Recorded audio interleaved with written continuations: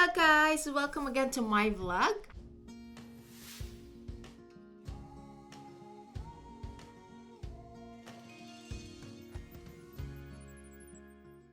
Hi, so if you are new here, don't forget to subscribe on my channel, like the video, and share the video.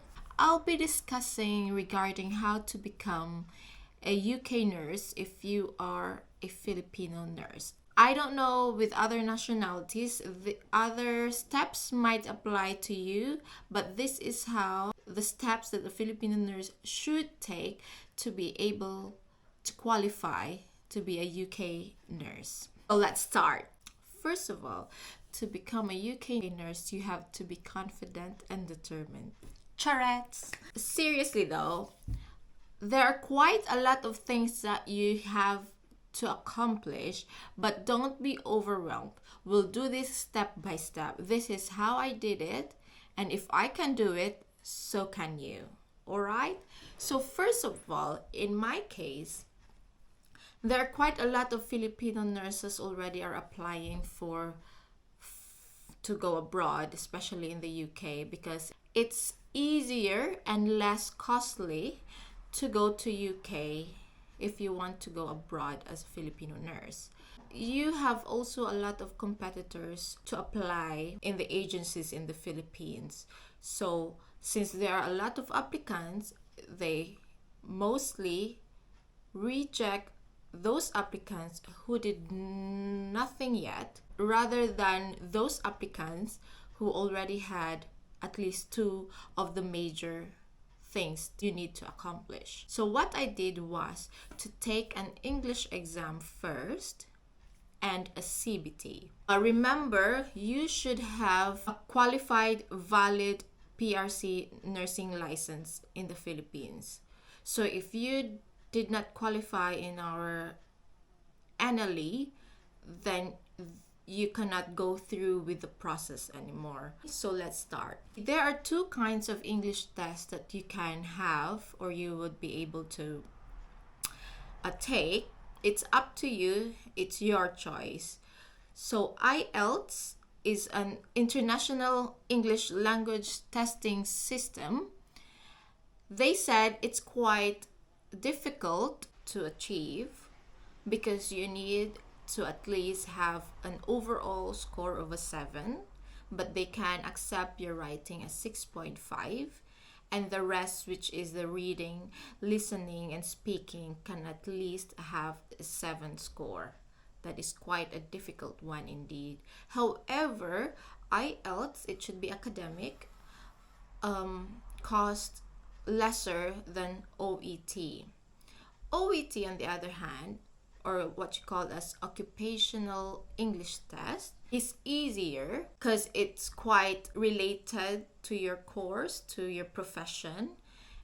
So you would be able to answer it better rather than the IELTS. It's really random questions. And however, it's quite expensive. And OET, you should achieve at least a grade C+ in writing and a B on reading, listening, and speaking. So it's up to you guys if how confident are you as well, if how your pocket allows you as well to take either of the two English exams, the OET or IELTS. As for me, I am not confident. However, my pocket only allows an IELTS budget. So I did try my best, and gladly God blessed me with a passing score of the IELTS. Okay, so it's all up to you. At least you have English test because this is the first step that you have to do. But in January 2023, they would adjust a score for both OET and IELTS, I guess. You just have to Google more about this because since I am already part of history because I took IELTS 3 years ago. So yeah, they would change scores. It should be like when you retake. So it should be combined scores. It's not like a solo exam and this is your score that you can achieve then. No, it's a combined score, that they would lessen the combined score, things like that. I'm not so much familiar, but do be updated on this though. Then, if you have this already, take CBT. So, CBT is a computer-based test. It's focused on the UK nursing concepts, theories, and ways, and etc. So it's more on clinical theories of our profession. However, you can only take this if you already have registered in NMC portal. It will all run through series of steps. Then it will allow you to now qualify and to authorize you to now take the test. When you have the IELTS or OET already, you now have to register in the NMC portal. So please check the link below that I will be putting on the NMC portal, where you will start on registering yourself. So first, you should have these documents: your passport, your marriage certificate if you have, if applicable, all right, your nursing diploma, your birth certificate, your board certificate or lupon from the PRC, then your NBI clearance or police clearance if you have spent or lived 12 months or more in a certain country, may it be as total or continuously. Then when you have that, you will now pay the qualification evaluation fee of £140, and that's non-refundable, guys, if you have paid it, and if you deem not to continue your process for your UK dream, then you can't have that refunded. So these documents, you have to get it ready. Make sure you have to get it ready, because you will all scan this and submit this in the NMC portal. Once you have paid, this is the only time that the NMC will send an email to our PRC to check your eligibility. So what you will do by then, if they have sent now an email to PRC, you go now to your local PRC. Well, some others have access to the main PRC. They can also do that. However, as for me, I am from the Visayas and we have a regional PRC. I just went there and then process my state board verification that you have to pay.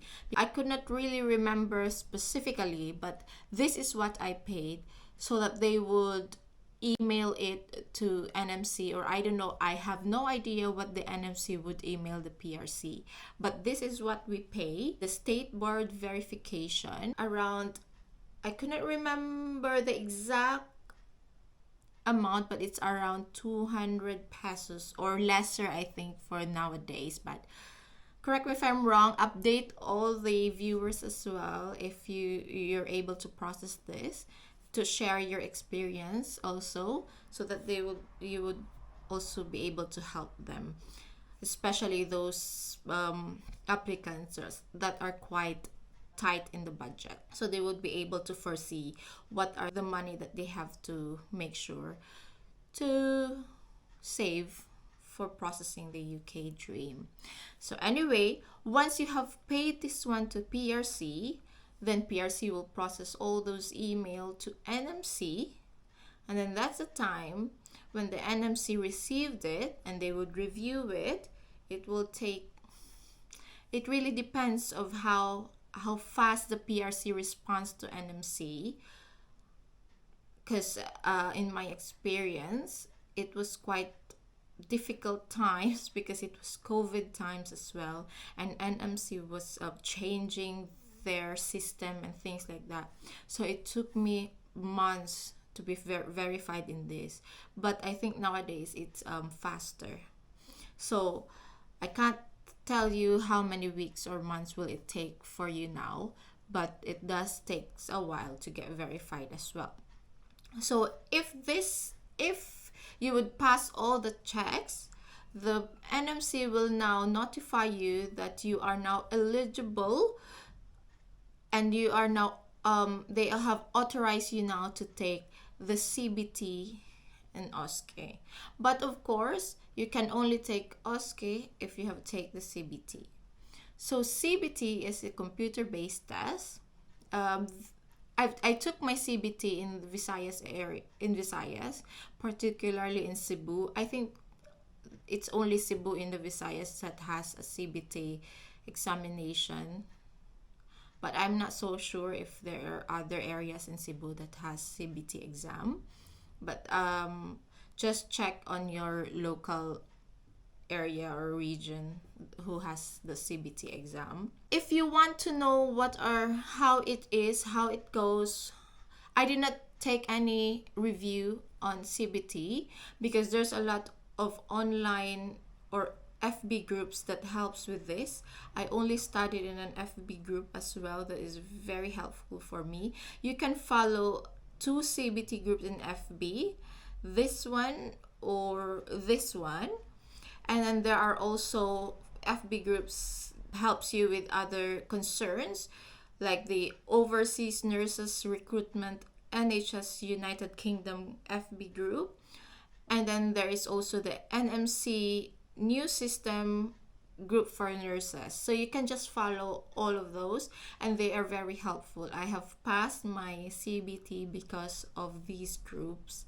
Very helpful. Is CBT difficult? I would say it just makes you anxious because it's quite different. They're prioritizing their theories, how they do their nursing is quite a little bit different because we are American based. UK has a different kind of nursing, but overall I could say it was more of being anxious, being worried, being overthinker that made me feel like it's difficult, but you can do it. If I can do it, you can do it. So after you have taken this CBT, NMC will also ask you another process, which is the health declaration process. You will now find a doctor that is willing to do online and that is willing to send some message or email to NMC as well, because I don't know what the NMC will send to the doctor because I have really no idea. The doctor I've asked is very all right with email transactions and is willing to give the email details because the NMC would only communicate through emails. So find that kind of doctor to give you the health declaration that you're all right to work, you're eligible to work, and you're fit to work, something like that. So it depends on the doctors as well. If the doctor wanted you to do series of tests just to make sure that you're really all right, okay, you can do that, as long as tell your doctor that he or she should check the email, because NMC will just send an email to let the doctor declare that you are fit to work. But hold on to that, just because I would say do this only because this health declaration would expire as well, maybe 6 months or to a year, I'm not so sure, but I know it would expire because it would. So hold on to that. Before you take that step, make sure you now will be finding an employer, may it be a direct employer or one of the agencies in our country, just because it's difficult also to find agencies in the Philippines and it might take time for you.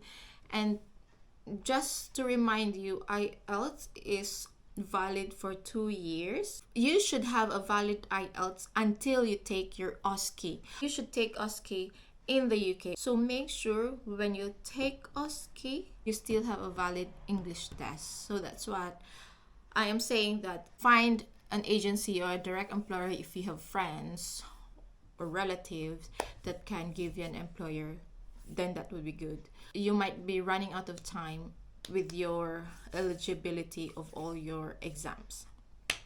And then if you do have now an employer, you can now process this health declaration. And if you have now processed the health declaration, so your agency or your direct employer will now give you a certificate of sponsorship.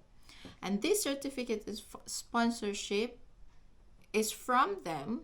You should be given one, because this is what you would apply for your visa to work in the UK. So if you all have that, then that's more like it. You will be now flying to the UK.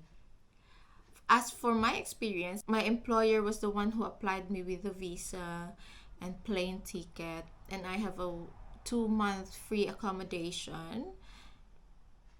And then our OSCE support was very good. It is a 1 month review, no work, but with pay. Okay, so gladly I have passed as well. OSCE is defined as an objective, structured clinical examination. In our case, it's like Revalida or return demo. So is it difficult? Well, it is nerve-wracking. You just, if you know the concept by heart, you would really make it. You just have to accept that this is their way of doing the procedure, and you have to respect that. You should not change it because it's different with your how you do it. No, you just have to forget about what you're used to doing and accept and respect the way they are doing it. And then you would understand how they do it, then you can do it as well. It's just making us so nervous because it's all in English. It's a different environment. We don't know how they do it. Everything is new. That's all I can say. But if you were also back in the Philippines, you have the return demo also does make us nervous. It's the same kind of thing. But if you are now a registered nurse, then yes. If you're a registered nurse in our country, yes, you can do it. If I can do it, you can do it. That's all I can say. So, budget-wise, let us just compute how much we spend. So IELTS, more or less 14,000 pesos. Then it's up to you if you would review. But I reviewed IELTS because I don't want to fail. Because, tight budget. So I paid 4,500 for the review of our IELTS. My CBT was around 6,000 pesos, but now the CBT is 83 pounds. So it's lesser now. If you would convert it to pesos, CBT now is around 5,000 pesos. And then the NMC that you have to pay around 140 pounds. So if you would convert it, 9,500 pesos or more or less, depends on the conversion. Total of around 34,000 for me. But of course, more or less, you'll be paying like that. When you're applying visa, you have to submit a TBIOM test. So TBIOM test is around 3,600 pesos. And it's only in Makati, Philippines. There's no other areas in the Philippines that is eligible for the TBIOM test. So you have to add on also, if you're not from Luzon, or if you're not from Makati or Manila, you also have to add on your fare, your accommodation, and your food or allowances to go to Makati TBIOM test. So it will cost you around, well, it depends. I can't say because as for me, I was in the Visayas, so I have to take airplanes and things like that. But TBIM test is 3,600 pesos. So just add on your expenses. So overall, to become a UK nurse there in the Philippines, you have to accomplish all these things: IELTS or OET, accomplish your NMC portal with all the things that I've said for requirements to scan in the NMC portal, and then take your CBT, and then find agencies or employer to accept you, and then do your health declaration with a Philippine doctor that is also qualified. Your visa, you should have a COS for that, but if the employer will be the one who's gonna do all these things, then that's good, which is in my case. But before you will be having your visa, you should take the TBIOM test in Makati, Manila only. So if you all have that, then you're good to go and you're gonna fly. More or less, I could say, if you are very determined, more or less 4 to 6 months you're in the UK already. But if you are more than determined, after the series of tests, you would take it after every 2 weeks, then you would be here as fast as you can. So that's it, guys. That's how you become a UK nurse if you are a Filipino nurse like me. I hope I would see you around in the UK, and thank you for viewing, for watching my videos, and to all my subscribers, thank you so much. This is again Mrs. Felina Cupuso, trying to pay it forward. Bye!